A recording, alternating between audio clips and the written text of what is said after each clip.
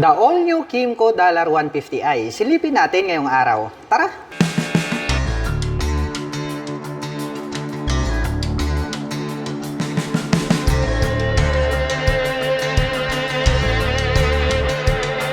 Kimco $150i. Napaka-astig po pala at ang cute ng classic scooter na ito dahil mayroon po siyang modern style. Silipin po natin ito pong kanyang main headlight. Oblong shape po ito at napapalibutan po ito ng daytime running light. Mayroon po itong partition sa gitna at naka full LED na po ito pong kanyang high beam and low beam. At pahaba naman po na LED ito pong kanyang mga turn signals. At dito po sa bandang itaas, combination po pala ito ng black at white color. At may nakalagay naman po rito na Kimco logo sa bandang gitna. At pagdating naman po rito po sa kanyang front suspension, ito po ay gumagamit ng traditional na telescopic fork, black color. At ito po ay equipped with single rotor disc brake with 2-pot caliper na black color. Kimco ang brand name. At itim naman po ang kulay nito pong kanyang cast wheel. At ang sukat naman po ng kanyang gulong rito po sa harapan, ito po ay mayroong sukat na 90 by 90-12. At orange color naman po, ito pong kanyang front fender. Dumako naman po tayo rito sa bandang itaas. Ito po pala ay naka fully digital meter panel display. At meron po itong 2 button selector dito po sa bandang ibaba.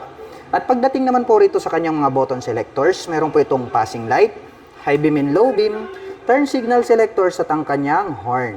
Habang dito naman po sa kabila, mayroon po itong hazard button, engine kill switch at ang kanyang electric starter. Itim naman po ang kulay nito pong kanyang mga handle grip at black color din po. Ito pong kanyang mga brake levers. At equipped na rin po pala ito ng park brake lock. At ito po ay naka-naked handlebar na glossy black color. At napansin ko lang, mayroon na rin po pala siya ritong built-in na USB Type-C port. So naka-fast charging na po pala ito. Kaya pag mahilig po kayong mag-long rides, nothing to worry about dahil anytime, anywhere ay pwede po kayong mag-recharge ng inyong mga dalang mobile phones at gadgets. At pagdating naman po rito po sa kanyang ignition, ito po ay equipped with mechanical key.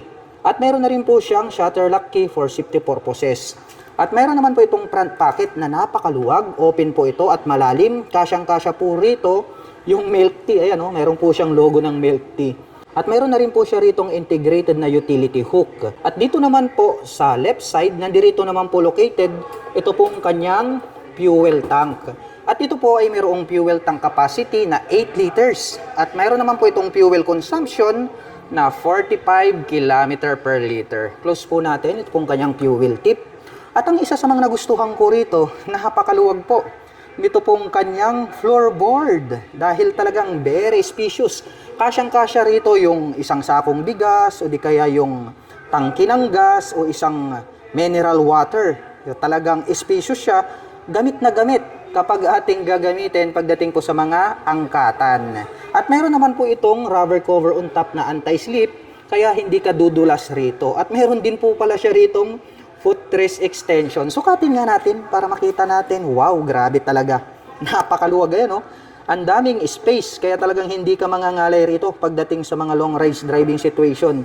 Bukod dyan, ay pwede mo pang i-stretch itong iyong mga paa. May footrest extension pa. O, di ba? San ka pa? All-in-one na. Classic pero talagang napaka-modern ng kanyang style. At ito naman po ay equipped with side stand engine cutoff switch. Once po na naka-engage itong kanyang side stand, ay hindi na po mag-ooperate or tatakbo. Ito pong ating classic scooter. At ito naman pong kanyang pillion step para sa ating back rider. Diecast po ito na chrome color. I-press lang po natin yan and then magpa-pop up na po siya. At pag ating ibabalik, ganyan lang siya kasimple, no? Para sa akin plus point yan dahil naka-hide po itong kanyang pillion step para sa ating back rider. At napansin ko lang, nagkaroon pa po pala siya dito ng additional na footrest extension, no? Pwede po nating ilagay rito yung ating paa habang nagmamaneho. I think pwede ito sa driver and then pwede rin po ito sa back rider. At dito po sa kanyang side profile, combination po ito ng orange and then white. Nagkaroon po ng mga butas rito na parang triangle shape. At may makikita naman po tayo rito na $150 na decal. At ito naman pong kanyang upuan, ito ang very attractive sa lahat. Dahil nga po, nahahati po ito sa dalawa. Mayroon po siyang partition dito sa gitna. At ito ang hindi kayo maniniwala dahil nako-convert po ito pong kanyang upuan. Ito pong kanyang upuan ay pwede po nating itayo ito. So ipapakita ko sa inyo kung paano. Mayroon po siyang button dito na pwedeng i-press. So press natin. Ayan, o di ba? Nakatayo. Pag solo rider po kayo, pwede nyo po itong itayo at pwede po siyang maging backrest. Mayroon po kayong sandalan habang kayo po ay nagmamaneho. At bukod dyan, dito po sa bandang likuran, mayroon po pala siya ritong naka-hide na rear carrier. Ayan o. I-press lang po natin and then magpa-pop up na rin po siya. At ang nakalagay naman po rito ay mayroon po siyang maximum load capacity na 40 kg. O di ba? Bukod dito sa harapan, napakaluwag, pwedeng maglagay ng bigas, ng tangki ng gas. Rito pwede pa kayong maglagay rito ng ibang mga belongings na malalaki, gaya din ng mga bigas, etc.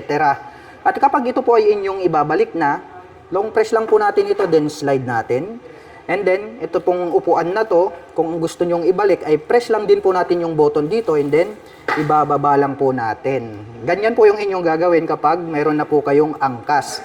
At yung kanya naman pong seat cover is matte black po siya. Nagkaroon pa siya ng mga stripe dito na black lang din yung kulay. Yung pagkakatahe is matibay at napakalambot dahil nga bumabaon yung ating kamay. At ito naman pong ating rider seat, no, parang pang bisikleta, no, yung kanyang shape. Pero napakalapad at mas pinalaki.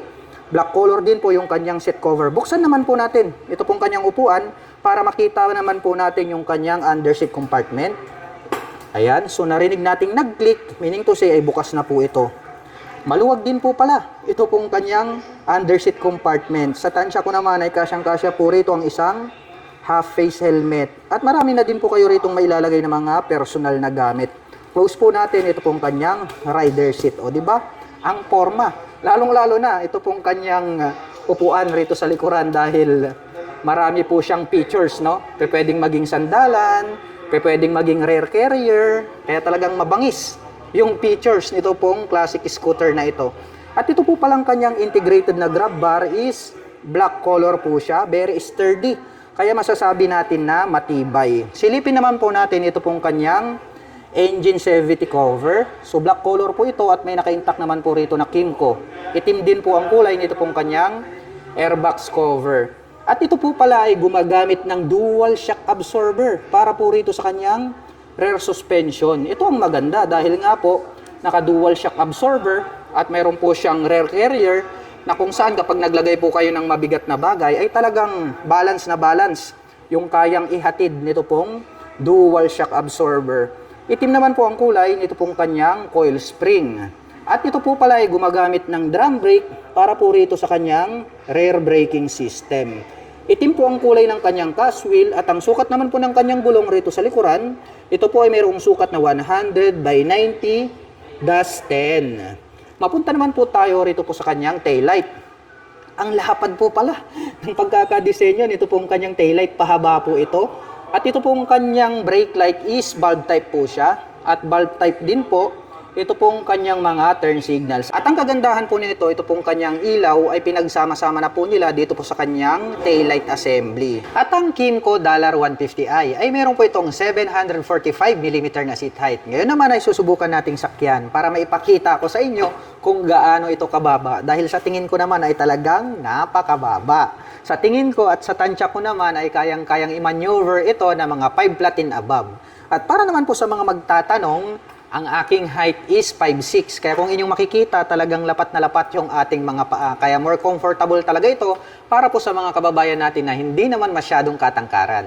At ito pong kanyang rear fender, ang kanyang nagsisilbing plate holder. May added light reflector dito sa gitna at mayroon pa po rito sa magkabila. Kaya talagang more visible po ito kapag kayo po ay tatawid pagdating ng gabi. Dahil nga po, mayroon po siya sa left and right at mayroon pa po siyang light reflector dito po sa middle.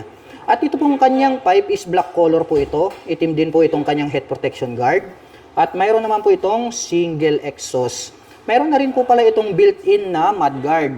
Para kung halimbawa na nadaan po kayo sa mga putik ay hindi po matatalsikan yung other body parts nito pong ating classic scooter. At ito po pala ay gumagamit ng air-cooled para po rito sa kanyang cooling system.